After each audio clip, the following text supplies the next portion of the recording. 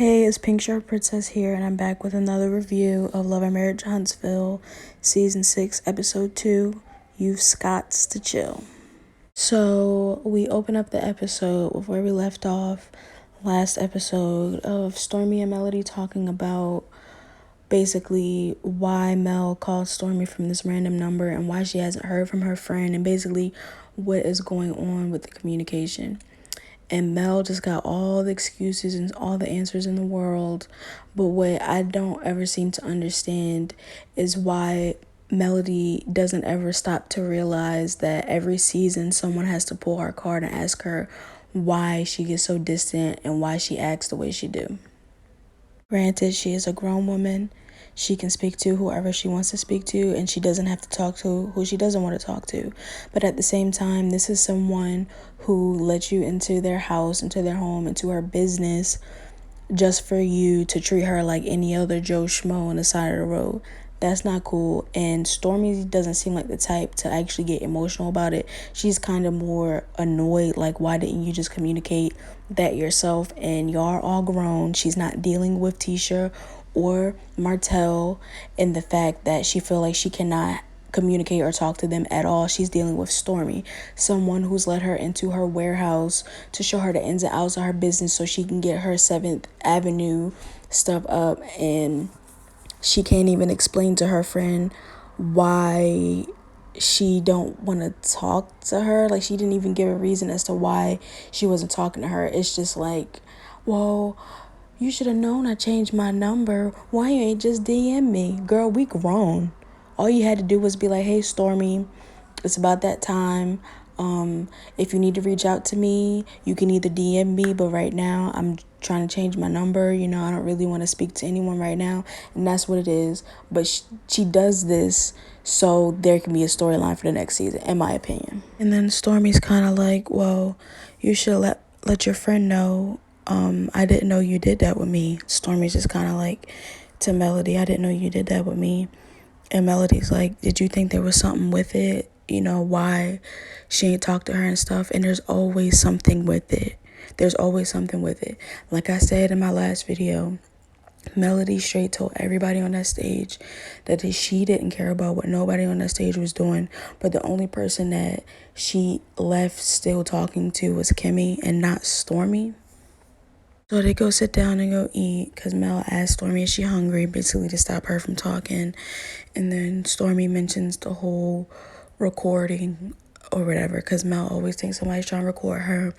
And then I think they showed the flashback of Destiny showing Chris Fletcher, Martell, the recording of whatever Melody said. And Stormy's just kind of like, I wanted to clear that up because after that came out, everybody's like, whoa, Stormy recorded Mel.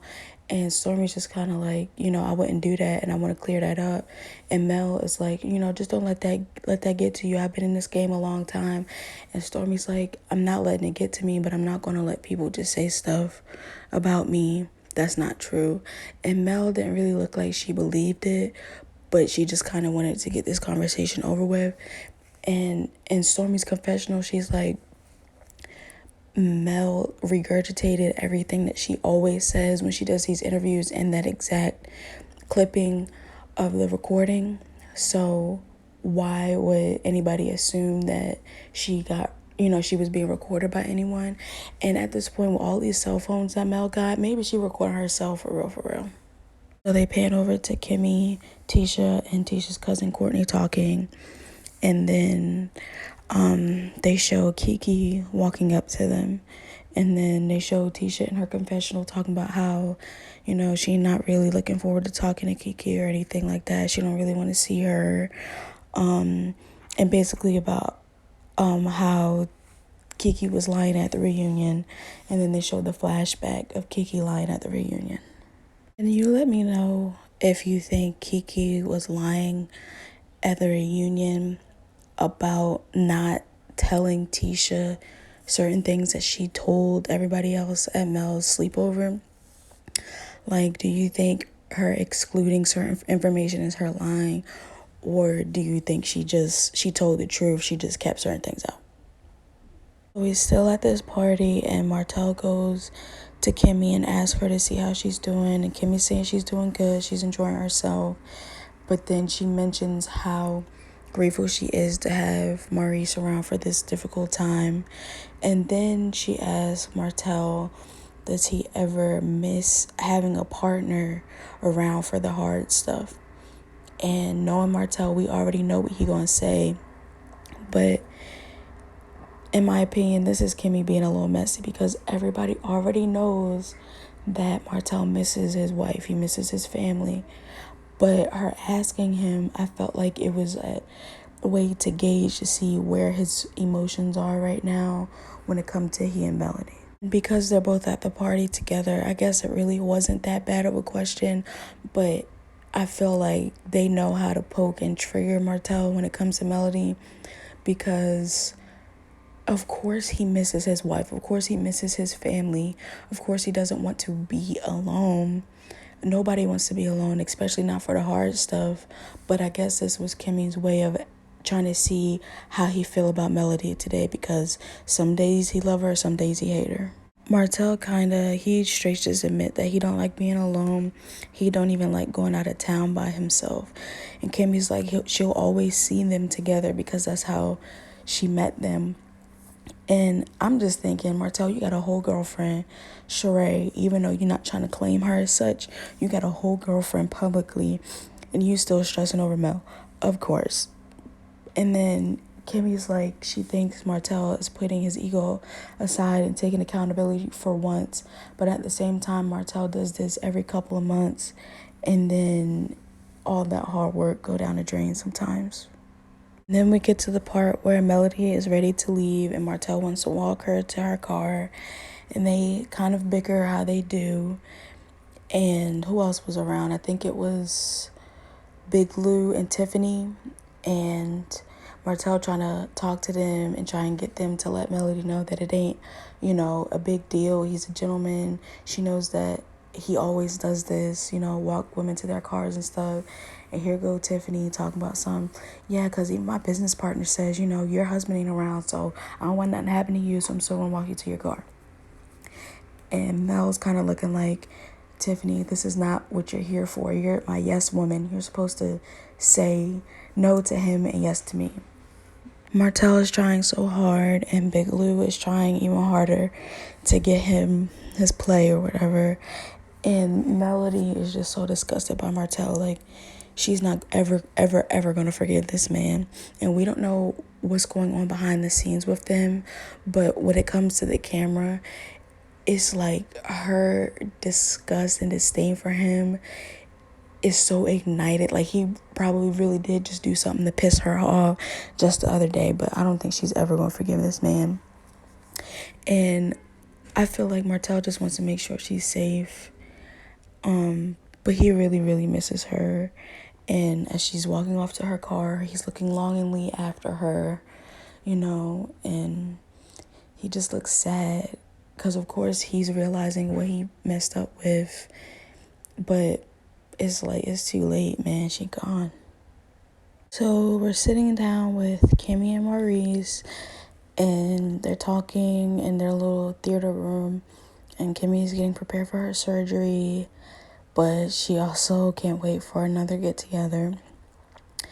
And I'll just say this, for the past few seasons, well, since the first season, I thought Maurice was an okay guy. I thought he was better than Marcel for sure, and I thought he was better than Martell.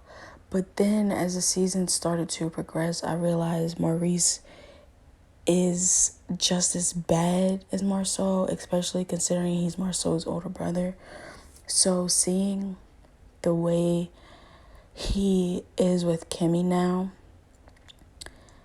I can tell that he probably realized that how he moved before was not necessary, and that he's more worried and attentive with Kimmy. Like, Kimmy likes to party and she likes to be around people and she likes to go on vacations and stuff, but Maurice is trying to get her to slow down.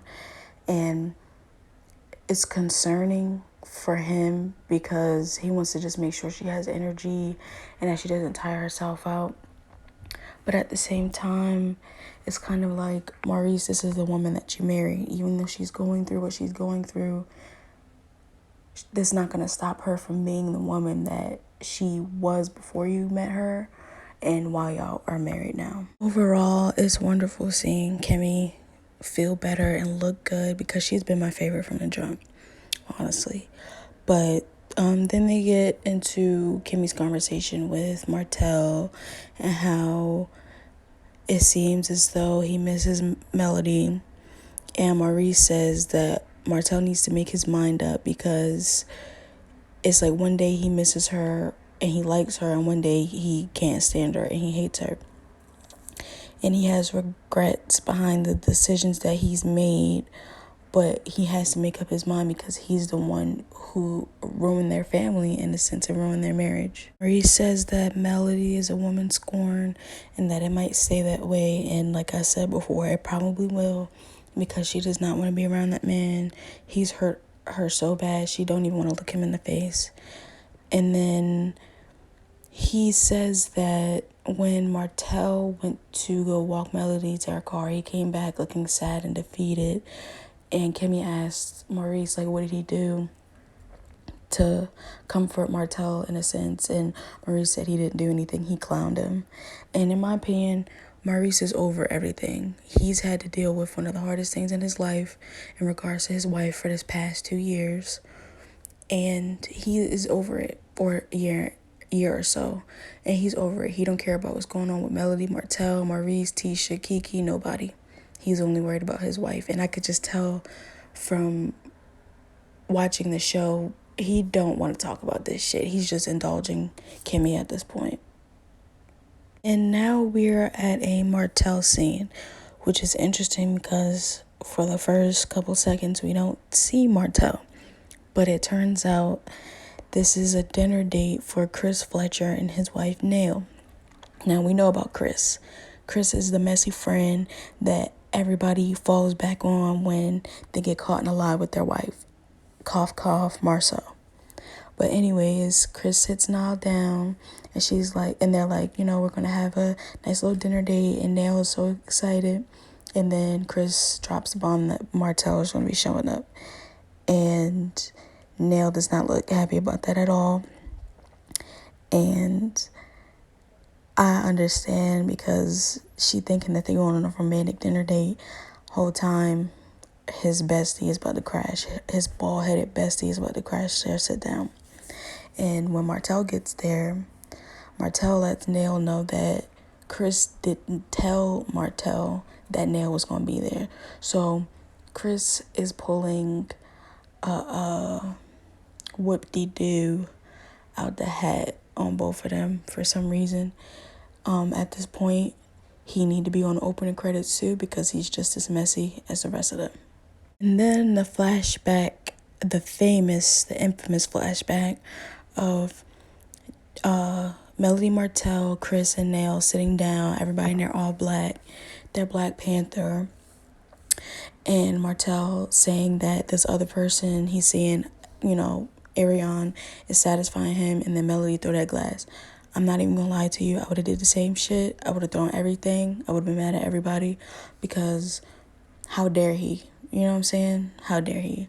But they show that flashback because that was like one of the worst moments of them breaking up. It's really, really sad seeing that. So of course they get to asking Martell how his single life is, and Martell says he don't like it. Martell does not like to be without a woman, point blank, period. But he also isn't ready to settle down just yet. But then they go to Martell at his confessional with his maniacal laugh, talking about he's ready to propose. He's ready to propose. Ciao. Martell, we need Ayala to come back. We need Ayala to come back, because this man is dangerous for the streets. He is dangerous for the streets right now. Nail asked the important question about Sheree. How's it going with her? And Martell says that they get along great and she's beautiful and all the gentlemanly things that you would say about a woman that you're courting. And Chris asks, is Sheree, she by Sheree the one? And of course, the awkward music plays. They all laugh and make the side eye contact, bombastic side eye. And then he basically says no. And Nail asks Martell how long he plans on dating Sheree. And he says, till God says go. And I quote, till God said go, God said go, end quote. That is what he said. And I ain't even gonna lie to you, I cracked up. Because Martell's shady, but he funny with his shade. He not really that mean sometimes. He just be funny as shit with his shade. But we all know that that's Melody's thing. And I just hope she saw it. And I hope she laughed too. And then Martell gets into the conversation about how difficult co-parenting has been with Melody and how he took her to court because she had too many babysitters, 20-some. He'd been saying this since the 4th season, y'all. And he doesn't like that Mel had her brother take the kids overnight while Martell was still in town. Now, I'm not going to lie to you. It is kind of petty. You know what I'm saying? Like, if you know that the father of your kids is still in town while she's trying to go out of town during her week where she's supposed to have the kids, why would she not just go give Martell the kids to watch for her for the next 2 days? But then it's something that Melody says later on in the episode.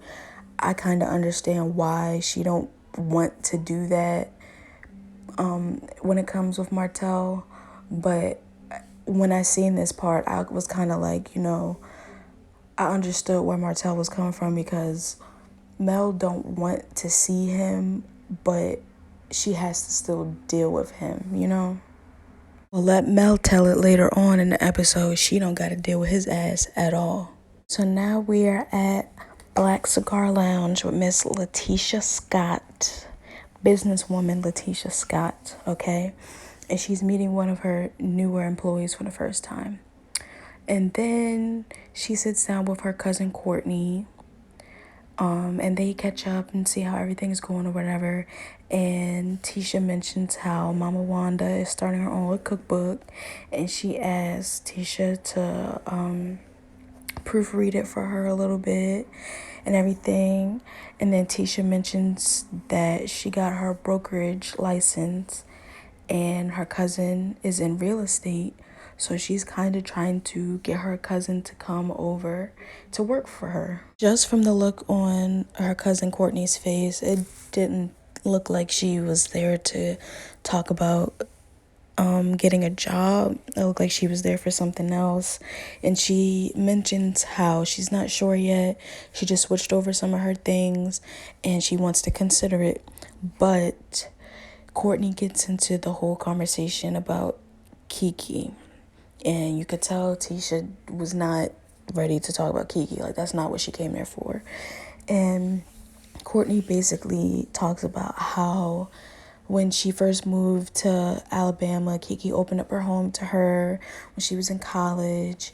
And she kind of just feels like, she didn't say these words verbatim, but from what I took from it is that she kind of feels like she owes Kiki. And she feels bad for her that Kiki and Tisha are in this relationship or in this position right now with their relationship.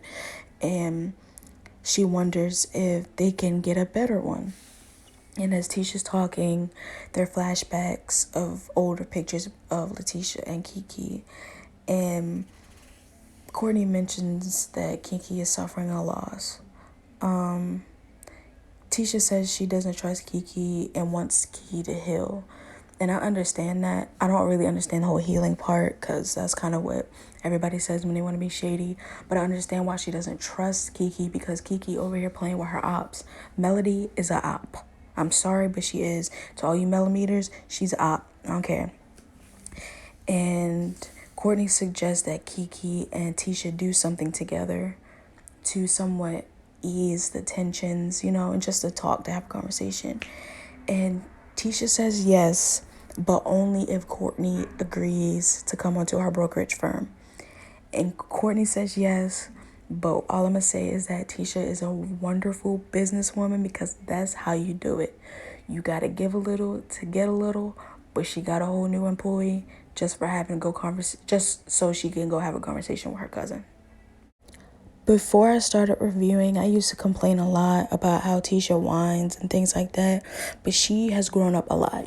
This is a reality show, but her character progression, in a sense, has grown so much more than anybody else's across this entire show, and I'm proud of her. Like, she gonna give us a run for our money to see. So now we get into Melody and Nail, catching up, having a conversation or whatever.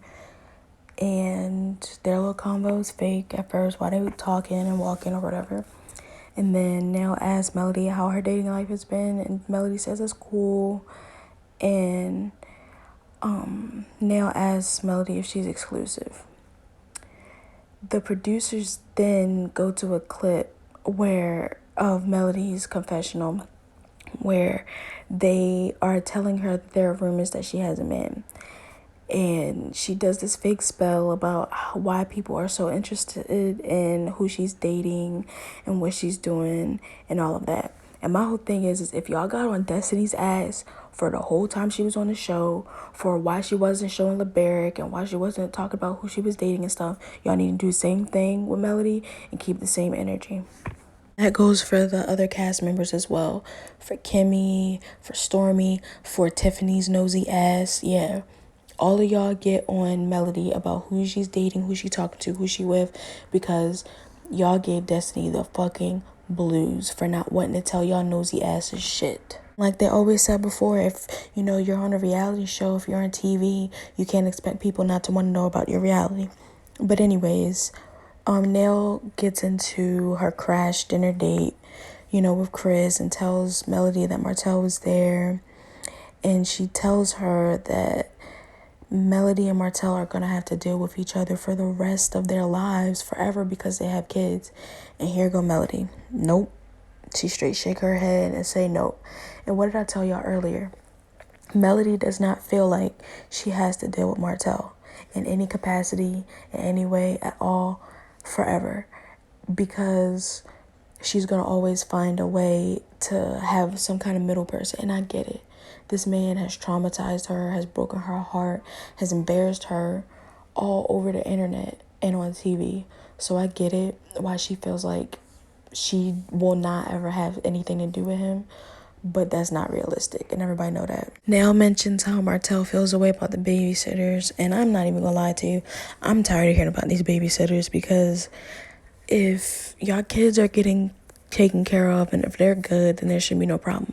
Now, if the kids are complaining that they don't like some of the babysitters, that they're doing something, that the kids don't like, then we'll have an issue and then we can go to court. But they need to be able to handle this cordially and as adults, And Melody says, him trying to dog me as a mom, she's not surprised. And of course, saying Martell is begging her to take him back, which she always does. And it's not surprising, but at the same time, I'm tired of hearing about this shit. I'm tired of seeing this shit, low key. And like I said in my last episode, I would rather see Martell on the show than Melody any day. So then they start showing clips of seasons 1 and 2 of Martell apologizing with flowers. And then after he tore his Achilles tendon, Melody taking him to the hospital and he's apologizing because he's, under all them drugs or whatever. And then some clips from seasons 4 or 5 of Martell apologizing in Vegas again. And then a clip of them in Florida for their trip to Destin, where Melody said that Martell had just asked her to marry him again. Mel starts saying that Martell is pushing everybody away and nobody wants to deal with him at this point. And then she starts crying, saying that she doesn't see her kids every day. And Martell keeps trying to make it seem like it's her forcing them into this situation where it's not. And this is what I was talking about earlier. I understand where Melody is coming from in this situation as to why she does not want to deal with this man or see him. He is the reason why she does not get to see her kids every day. Every other week is how all of this plans out. And if she can get her brother to watch the kids for her while she go out of town for 2 days, so she knows that they are in her care in a sense because they're with her brother and not with their father, then she feels somewhat more comfortable. And I feel like that's the only thing that she is right about, is the fact that she didn't put them into this position. She's just moving accordingly now. And then she says that Martell makes it seem like he cares more about their kids than she does. And I will agree with that as well. Because, when these dudes get upset, they get as petty can be. And she says she wishes they could be cool, but there's no trust there. And I also understand that as well. I don't want to be around nobody that I can't trust.